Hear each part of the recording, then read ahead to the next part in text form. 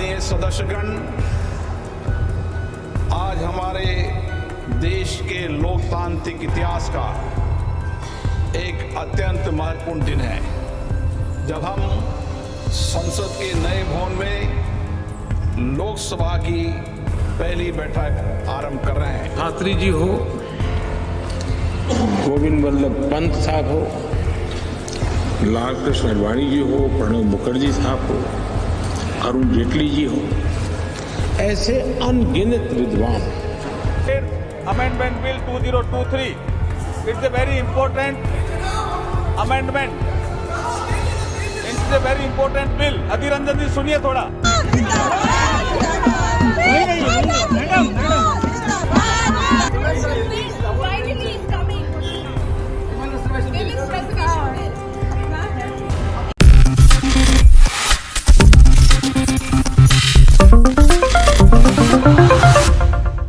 National news में आपका बहुत बहुत स्वागत है। मैं हूं आपके साथ अबरारुल हक रहमान। मेरा खास प्रोग्राम मुद्दा आज का में बात करेंगे उस बड़े मुद्दे की जिस पर आज पूरे दिन मीडिया की नजर रही और लगातार आपने टेलीविजन स्क्रीनों पर इसी बात की चर्चा को सुना और समझा।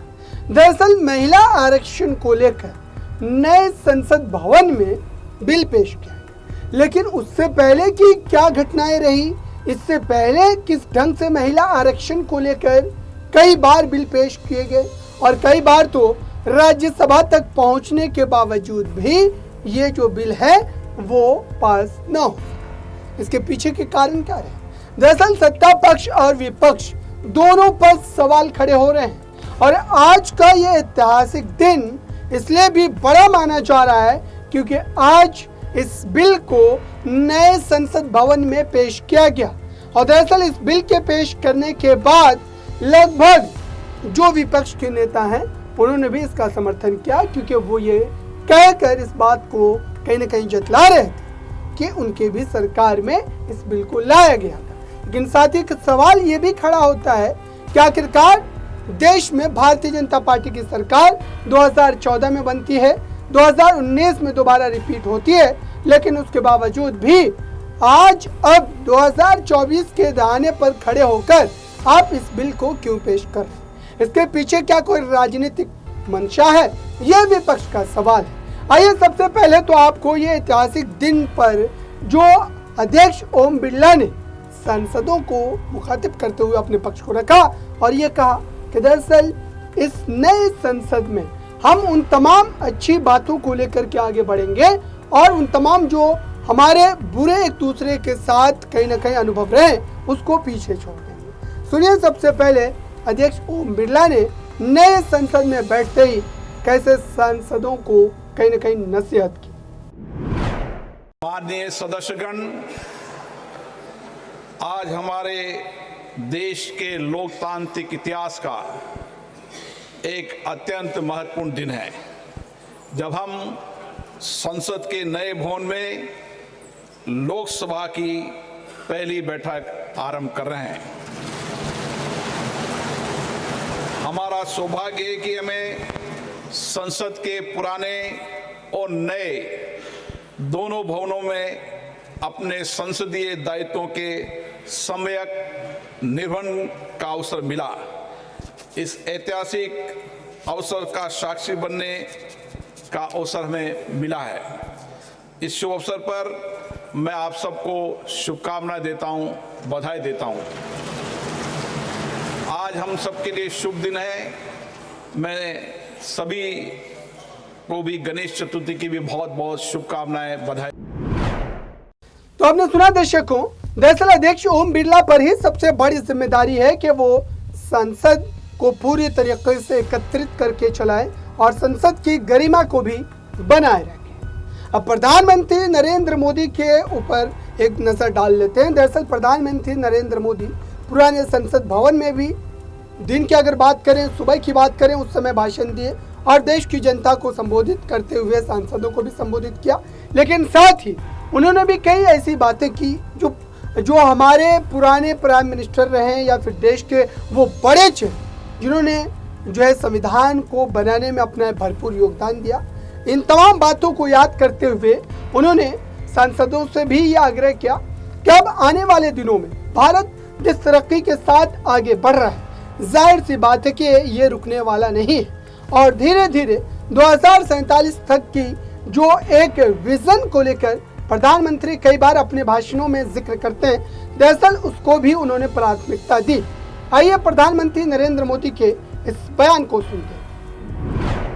शास्त्री जी हो, गोविंद वल्लभ पंत साहब हो, लाल कृष्ण आडवाणी जी हो, प्रणब मुखर्जी साहब हो, अरुण जेटली जी हो, ऐसे अनगिनत विद्वान, श्रेष्ठीजन और सार्वजनिक जीवन में वर्षों तक तपस्या किए हुए लोग इस सदन को सुशोभित किया है, देश का मार्गदर्शन किया है।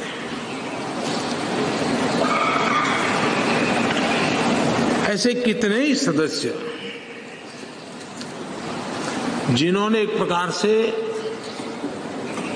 व्यक्ति स्वयं में एक संस्था के रहे, एक इंडिपेंडेंट थिंक टैंक के रूप में अपना सामर्थ्य देश को उसका लाभ देने वाले लोग भी हमें रहे। संसदीय इतिहास के शुरुआती दिनों में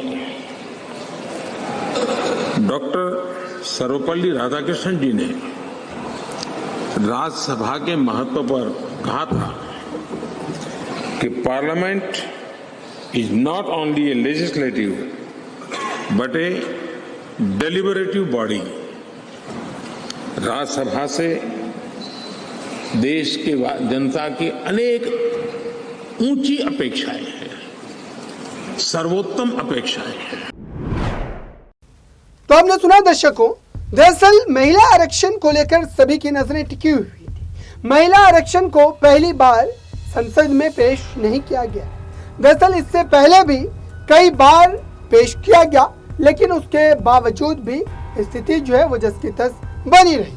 सबसे पहले 1996 में इसको पेश किया जाता है, लेकिन पास नहीं हो पाता है। 1998 में भी स्थिति यही रहती है, 99 में भी स्थिति यही की रह जाती है।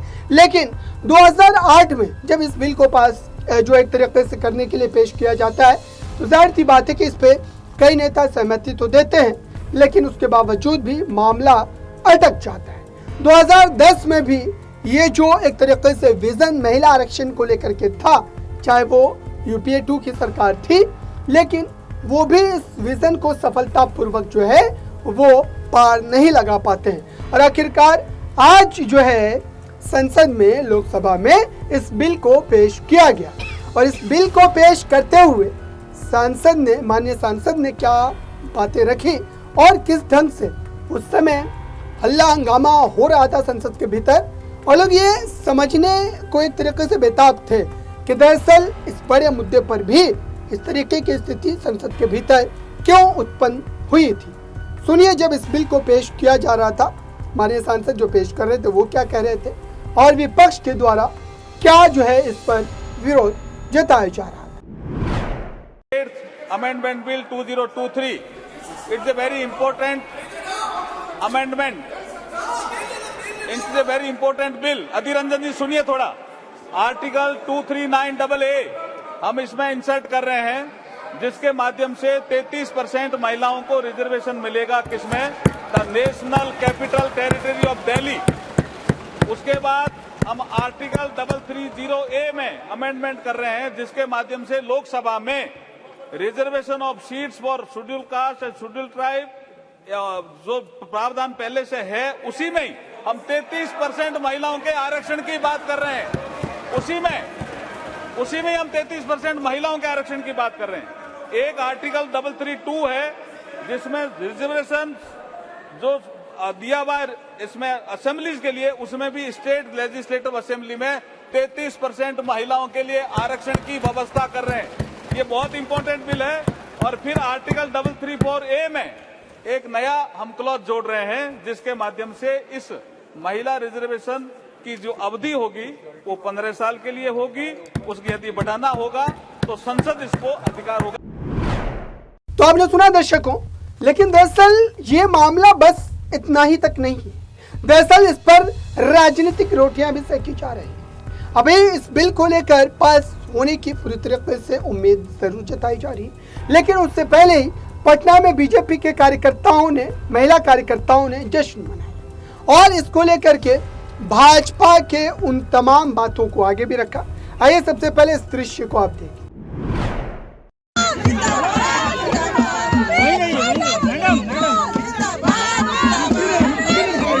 आगे का आ रहा है, पीछे रहिए ना, पीछे अभी लगाइए, बिक्री करिए तो दोनों हाथ में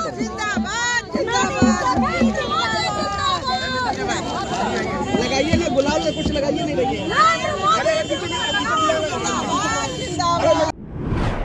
तो आपने देखा दर्शकों, अब इस पर विपक्ष की क्या राय है। दरअसल सोनिया गांधी जब संसद भवन में दाखिल हो रही थी, उस समय मीडिया कर्मियों ने उनसे प्रश्न पूछा कि महिला आरक्षण पर आपकी क्या राय है, महिला आरक्षण को लेकर के आप क्या कहना चाहेंगी। इस पर हालांकि सोनिया गांधी ने उन पत्रकारों को सीधे मुंह जवाब तो नहीं दिया, लेकिन उन्होंने इशारों में अपने पक्ष को जरूर रख दिया कि ये कोई नई बात नहीं है, ये बिल हमने भी पहले कई बार लाया था, लेकिन किसी कारणवश ये बिल पास ना हो सका। सुनिए सोनिया गांधी ने क्या कहा। मैडम, महिला आरक्षण बिल आ रहा है संसद में, ऐसा कहा जा रहा है। आप मैडम, आपकी मांग थी मैडम, महिला आरक्षण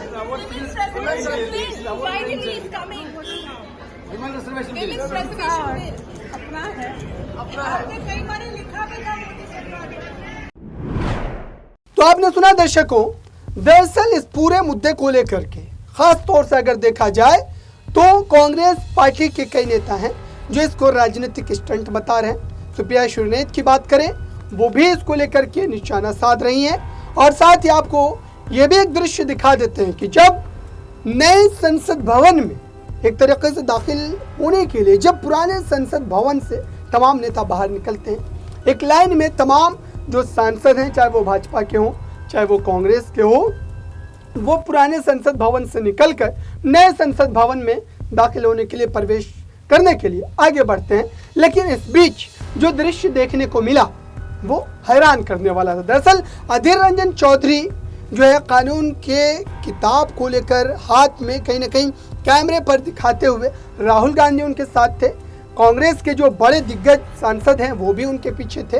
तो इससे क्या समझा जाए, ये तस्वीर क्या पेश करती है, क्या दिखाती है, क्या कहीं ना कहीं सत्ता पक्ष को एक तरीके से निशाने पर लिया जा रहा था कि कम से कम नए संसद भवन में इस कानून के, संविधान की हिफाजत की जाएगी भरपूर तरीके से। Yes. Very good. Yes.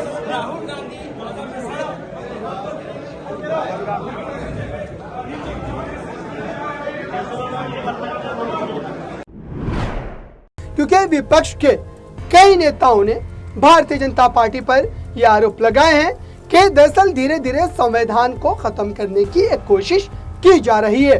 साथ ही आपको यह भी बता दूं दर्शकों, आज राज्यसभा में मल्लिकार्जुन खड़गे ने बोलते बोलते महिला आरक्षण पर जब वो अपने पक्ष को रख रहे थे तो वो भी ये बात कह गए कि संविधान की हिफाजत करना हमसे, हमारा जो है सबसे बड़ा पक्ष बनता है और इसको सभी सांसदों को ध्यान में रखना चाहिए।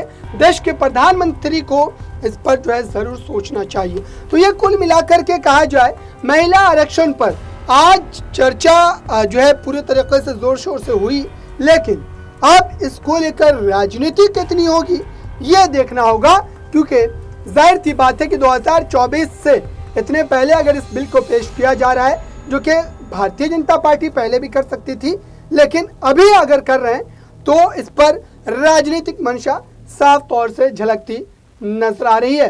फिलहाल इस खास रिपोर्ट में बस इतना ही। जुड़े रहिए बड़ी खबरों के लिए नेक्स्ट 9 न्यूज़ के साथ।